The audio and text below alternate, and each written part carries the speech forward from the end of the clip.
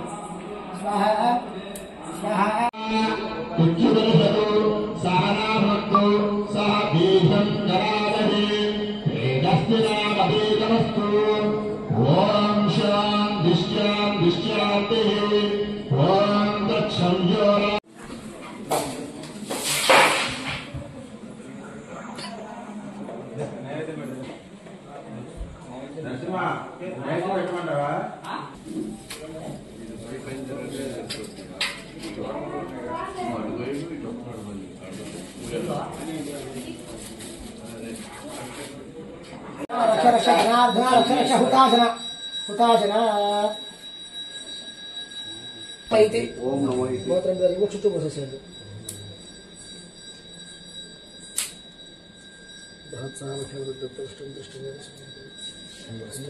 పోసేసి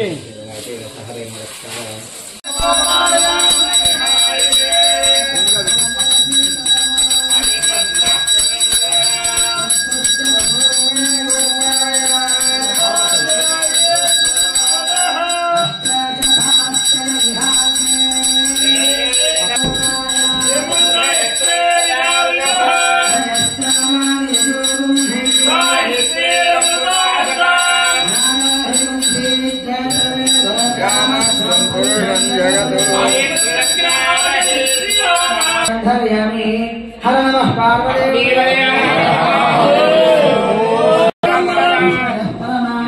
विश्वनारायणं हरे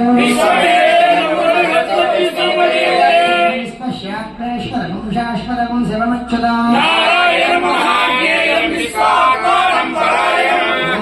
परो ज्योतिरात्मा नारायणः परः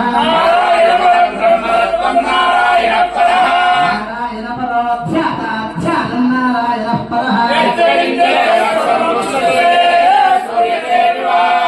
बहिश्चरत्सर्वं व्याप्य नारायणः स्थितः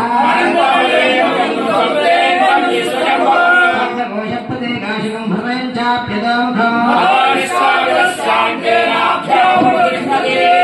मालाकुलं भाति विश्वस्यायतनं महत् सूक्ष्मं तस्मिन् सर्वं प्रतिष्ठितम् भगवयं तिष्ठन्नारमजरः कविः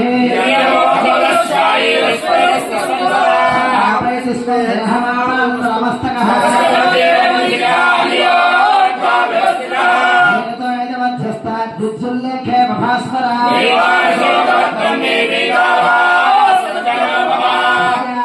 शिखाया मध्ये परमात्मा व्यवस्थितः ॐ तद्ब्रह्मा ॐ तदात्मा ॐ तत्सर्वो सर्वदेवहाया विश्वभूतिषः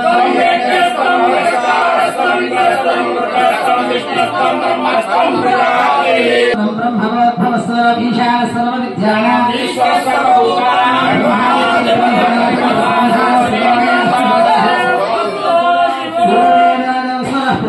वेदान्तेजः प्रतिष्ठितः तस्य प्रवर्तयस्तयः परस्य महेश्वरः नागेन्द्रः तादान्तयः वेदान्तदेशपुष्पाणि समर्पयामि అందరూ కూడా 3 సార్లు ప్రదక్షిణ చేయండి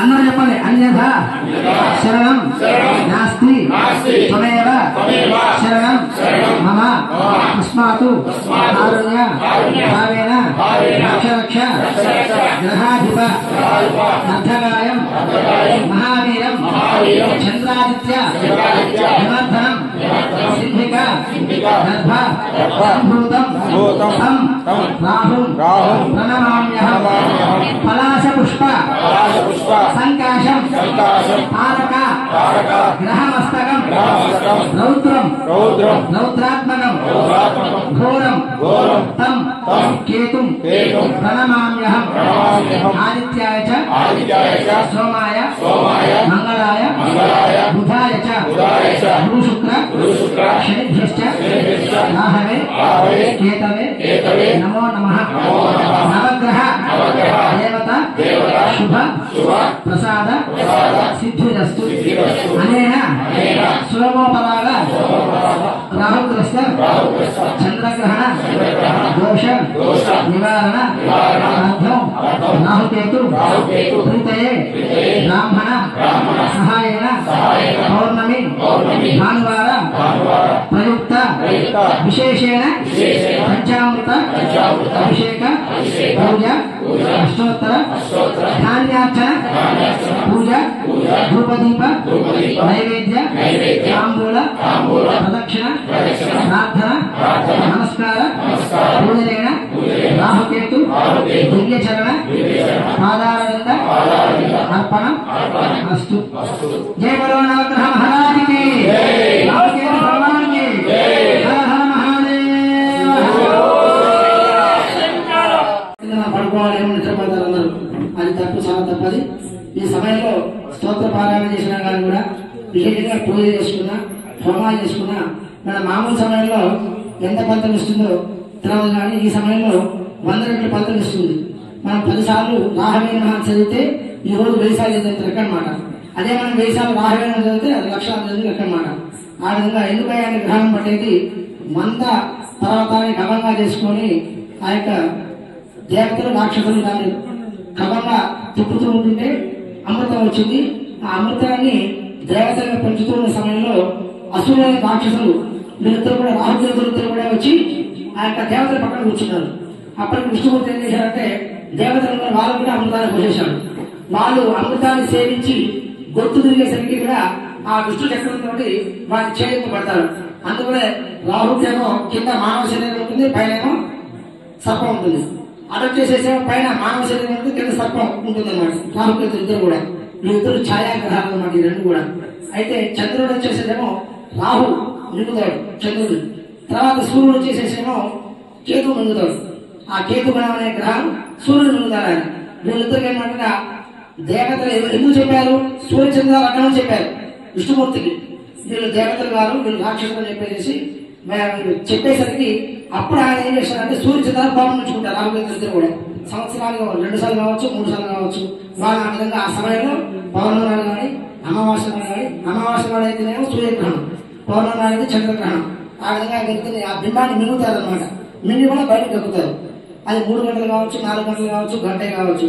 ఆ సమయంలోనే మనం విశేషంగా పూజలు చేసుకున్నట్లయితే మనకి పూర్తి లాభాలు కలుగుతాయని చెప్పేసి మనం ఈ ఇష్టనామేశ్వర స్వయంభూ శంభులింగేశ్వర స్వామి వారి క్షేత్రంలో మనం రాహుకేతుల దేవాలయ సన్నిధిలో విశేషంగా ఎప్పటి నుంచో కూడా ఈ కార్యక్రమాలు చేస్తున్నారు. ఈసారి చాలా ప్రాచుర్యం పొందింది. విశేషంగా జనాలు వచ్చేసేసి తమ స్వహస్తాలతో ఈ కార్యక్రమాన్ని వినియోగం చేసుకున్నారు. కాబట్టి ఇటువంటి మహత్తరమైన కార్యక్రమాన్ని భక్తుల సహాయ సహకారాలతో, గ్రామ పెద్దలు భక్తుల సహాయ సహకారాలతో ఈ కార్యక్రమాన్ని దేవాదాయ ధర్మాదాయ శాఖ వారు కూడా వారికి నిలబడి ప్రత్యక్షంగా నిలబడి ఈ కార్యక్రమాన్ని అర్చకులు కూడా ప్రధాన అర్చకులు శ్రీకృష్ణ గారు వారి శిష్య బృందంలో ఈ కార్యక్రమాన్ని నిర్వహించారు. కాబట్టి అందరూ కూడా రాహుకేతుల దోషాలు పోవాలని చెప్పి చెప్పాలి. నామస్మరణ చేయాలి. జయ రాహు భగవానికి, కేతు భగవానికి.